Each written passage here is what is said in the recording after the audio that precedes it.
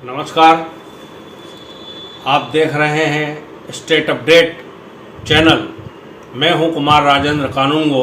मेरे साथ मौजूद हैं राजनीतिक विश्लेषक और वरिष्ठ पत्रकार डॉक्टर शिशिर उपाध्याय। इनके साथ हम चर्चा करेंगे आजकल की मध्य प्रदेश की स्थिति के ऊपर। तो मध्य प्रदेश की स्थिति में सबसे पहले यदि हम चर्चा करें तो वो अपराधों की स्थिति सामने आती है। अभी हाल ही में बच्चियों के साथ जो अपराध हुए हैं, नाबालिग और कहना चाहिए नासमझ बच्चियों के साथ, वो बहुत ही गंभीर विषय है। हाल ही में शाहजहानाबाद क्षेत्र का एक मामला है, अभी वो चल भी रहा है, कि उसमें एक लगभग 5-6 वर्ष की बच्ची को किडनैप कर लिया गया, उसके साथ रेप किया गया, उसको पानी की टंकी में गला घोंट के उसको उसमें डाल दिया गया, और जब बदबू आई तो लोगों को पता चला, 2-4 दिन पुलिस इधर उधर ढूंढती रही। तो ये इस प्रकार की जो घटनाएं हैं घटित हो रही हैं, इस पर जो है ऐसा लगता है कि पुलिस प्रशासन का भय लोगों के मन से या तो कम हो रहा है या हट रहा है। आप क्या कहेंगे? नमस्कार। बहुत अच्छा विषय स्टेट अपडेट ने चूँकि रखा है और यह जन सरोकार का विषय है, जनता से जुड़ा हुआ विषय है। देखिए, सरकारें अपना अपना दावा करती हैं। सरकारों का ये कहना है, गवर्नमेंट अपने हिसाब से दावा करती है कि बहुत कंट्रोल में है। यही घटना अगर किसी दूसरे राज्य में हो जाती है तो उस पर सत्ताधारी दल हो, ये दूसरे राज्य में अगर विपक्ष में है तो वो हंगामा करता है।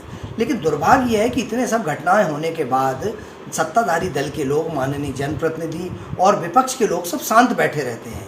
अकेली सिर्फ भोपाल में पिछले महीने, एक महीने, आज 30 तारीख है, एक महीने में 18 से ज़्यादा ऐसी घटनाएं हुई हैं।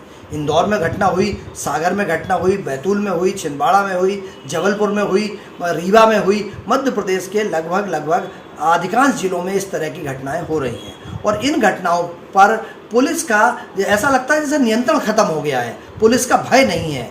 आप आश्चर्य करेंगे, जिस घटना के बारे में आपने चर्चा की, फॉगिंग मशीन जब अपना धुआं छोड़ रही थी, उस दौरान वो बच्ची बिल्डिंग से उतर रही थी और उसी समय धुएं की आड़ में वो आदमी उठा कर ले जाता है और उसके बाद लोग ढूंढते रहते हैं। उस बिल्डिंग में बहुत सारे लोग थे। अगर इस तरीके की मानसिकता का आदमी वहाँ रहता था तो यह जो कहीं ना कहीं संवादहीनता खत्म हो गई है। और दूसरी बात सर, मुझे ऐसा लगता है कि जिस तरह के जो वर्तमान हालात हैं, उन हालातों में उससे सबसे ज़्यादा ऐसे माहौल बनाने के लिए जिम्मेदार हमारा ये सोशल मीडिया बहुत ज़्यादा हद तक है।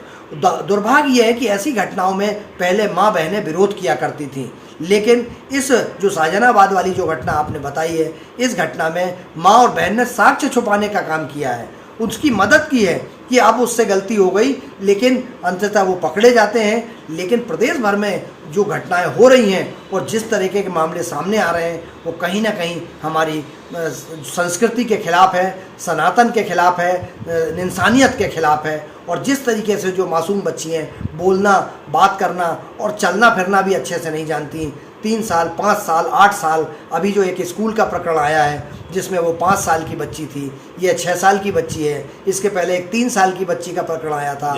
एक और स्कूल में ऐसा हुआ था कि जो संरक्षक है उसमें भी एक महिला इन्वॉल्व थी। ये रातीगढ़ क्षेत्र का एक बहुत नामी स्कूल था और उस स्कूल की वो बच्ची को उसने बलात्कार किया और उसमें जो खून निकला तो जो महिला थी उस महिला ने छुपाने के किया था। हालांकि उसको सज़ा हो गई है, उस महिला को और उस अपराधी को। लेकिन बाकी और मामलों में शिवराज सिंह चौहान जी इसके पहले बहुत कहा करते थे कि ऐसे बलात्कारियों को फांसी की सज़ा लटका देना चाहिए। लेकिन कहाँ है हमारा नियम, कानून, कायदा? क्योंकि क्यों नहीं हो पाती है फांसी? ये सब कहीं ना कहीं सज़ा पाने के बाद जेलों से अच्छे चाल चलन की वजह से बाहर छूट जाते हैं। और ऐसे अभी आप कुछ दिन पुरानी घटना है, एक घटना जो अभी यूपी की चर्चा हो रही थी, एक बुंदेलखंड क्षेत्र की, बलात्कार के मामले में वो अपराधी छूट जाता है और उस महिला पर कहता है कि तू अपना मुकदमा वापस ले ले, नहीं तो तुझे गोली मार देंगे। और बाद में वो महिला, उसके भाई की मौत हो जाती है। वो महिला अपने भाई को अस्पताल से लेके जा रही थी अस्पताल, रास्ते में उस महिला की भी मौत हो जाती है। तो कहाँ प्रशासन है, कहाँ भय है उसका? तो ये मुझे ऐसा लगता है कि सामाजिक चेतना जगाने की ज़रूरत है, समाज को आगे आने की ज़रूरत है। पहले हम संयुक्त परिवार में रहा करते थे, उस समय हम सब लोग एक साथ रहते थे तो दबाव बनता था आज सिंगल फैमिली वाला जो न्यूक्लियर फैमिली हो गई है, जिस तरीके से ऐसा माना जाता है कि पति पत्नी दोनों रह रहे हैं, और अगर पति पत्नी में तलाक हो गया और वो पति अलग रह रहा है, पत्नी अलग रह रही है, इस तरह के मामले बहुत सारे लगातार बढ़ रहे हैं। और मुझे लगता है कि इस पर सामाजिक संगठनों को, पुलिस से ज़्यादा, सरकारों से ज़्यादा सामाजिक संगठनों को आगे आने की आवश्यकता है। बड़े बड़े डॉक्टर साहब, बड़े बड़े जो है NGOs हैं, जो सरकार से बहुत बड़ी राशि का अनुदान लेते हैं, वो NGO इस समय बिल्कुल ठप्प पड़े हुए हैं या चुप हैं। उनको क्या अनुदान उनका बंद कर देना चाहिए, या उनको ये कहा जाना चाहिए कि आप अपनी गतिविधियां इस क्षेत्र में बढ़ाएं और इस प्रकार का आप माहौल पैदा करने की कोशिश करें, समाज को जागृत करने की कोशिश करें, इंसानियत को जागृत करने की कोशिश करें।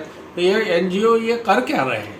सर देखिए, ये तो एक NGO तो सिर्फ अपना पेट भरने का काम करते हैं। मैं हर NGO के खिलाफ नहीं बोल रहा हूँ, लेकिन जितने भी इस तरीके के NGO हैं वो सिर्फ सरकारी निधि तक अपना हिस्सा समझते हैं। सरकारी राशि लेने के बाद वो अपना घर बैठ जाते हैं। आप देखिए, बड़ा हास्यास्पद है कि मध्य प्रदेश में पॉलीथीन पर आपने प्रतिबंध लगा रखा है, लेकिन पॉलीथीन की फैक्ट्रियों पर प्रतिबंध नहीं है। बनेगा, आम आदमी इस्तेमाल नहीं कर सकता है। आप ये कहते हो कि भीख मांगने पर प्रतिबंध है, लेकिन हर चौराहे पे, आपको भोपाल के हर चौराहे पे वहाँ CM भी निकल के जाते हैं, मंत्री भी निकल के जाते हैं, CS भी निकल के जाते हैं। और जिस विभाग के लोगों को ये जिम्मेदारी दी गई है कि वहाँ पर चौराहों पर भिखारी नहीं होंगे, उन चौराहों पर भिखारी रहते हैं और वो देखते हुए निकल जाते हैं। तो क्या वजह है जो हो रहा है, उसकी वजह क्या हो सकती है? ये बहुत ज़रूरी है कि उस जड़ को ख़त्म करने की आवश्यकता है। जब तक सारे लोग मिलकर इसमें प्रयास नहीं करेंगे, पुलिस सोचती है ये काम NGO का है, वो जाने, उसका काम जाने। NGO सोचता है हमने तो पैसा ले लिया, हमें क्या करना है। जो कहाँ कमी आ रही है, आपको याद होगा, यही जो चौराहों पर भीख मांगते हैं, कुछ दिन पहले ये बच्चा चोर गिरोह में बच्चा बेचने के आरोप में गिरफ्तार किए गए थे और एक बहुत बड़ा रैकेट पकड़ाया था।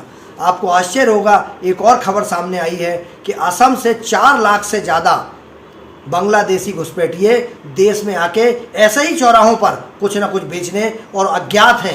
ये कब आपके लिए किस तरीके से कहाँ के हैं और क्या अपराध घट जाएगा, कुछ पता नहीं है, क्योंकि इनका पता हमारी सरकारी एजेंसियाँ क्यों नहीं लगाती हैं।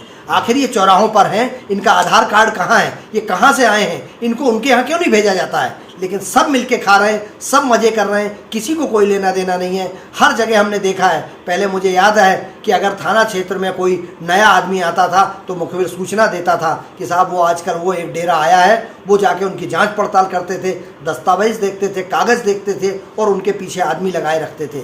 लेकिन भोपाल शहर में ही हजारों लाखों, इंदौर में, ग्वालियर में, जबलपुर में हजारों लोग इस तरीके से रोज़ आते हैं और चले जाते हैं। और यही है कि पुलिस हाथ खड़े कर देती है कि हमको नहीं पता है। आप CCTV कैमरे से कब तक उसका तलाश करते रहोगे? क्योंकि वो तो यहाँ से ट्रेन में बैठा कहीं और चला गया, कहीं और से बैठा कहीं और चला गया, उसका लिंक ही नहीं पता चल पाता है। तो इस पर कहीं ना कहीं सरकारी एजेंसियों को, सामाजिक संगठनों को और जन सरोकार से जुड़े हुए हमारे नैतिक मूल्यों की रक्षा करने वाले ऐसे कहाँ गए ये सामाजिक संगठन जो बहुत बड़ी बड़ी बातें करते हैं, संस्कृति बचाने की बात करते हैं। बहुत संगठन हैं ऐसे जो जनता के लिए काम करने की बात करते हैं, लेकिन वो करते कुछ नहीं है। और मैं तो एक और आग्रह करूँगा सर इस तरह के मामले में कि जो संत हैं, महात्मा लोग हैं, जो बड़े बड़े लाखों लोगों को संबोधित करते हैं, वो कहते हैं योगा करो, वो ये दीपक जलाओ, ये फलाना करो, ये ठीक हो जाएगा। उनकी जिम्मेदारी है कि वो कम से कम आम आदमी को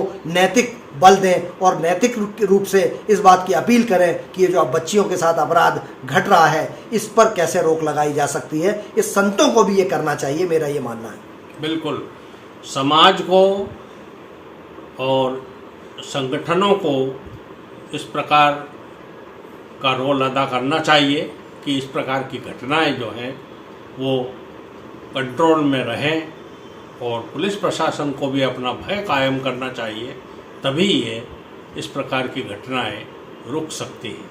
आपको यदि ये वीडियो अच्छा लगा हो तो कृपया इसे लाइक करें, शेयर करें, सब्सक्राइब करें, और अपना कमेंट भी यदि देना चाहें तो कमेंट बॉक्स में कमेंट करें। मुझे और डॉक्टर शेषर उपाध्याय को दे अनुमति। नमस्कार।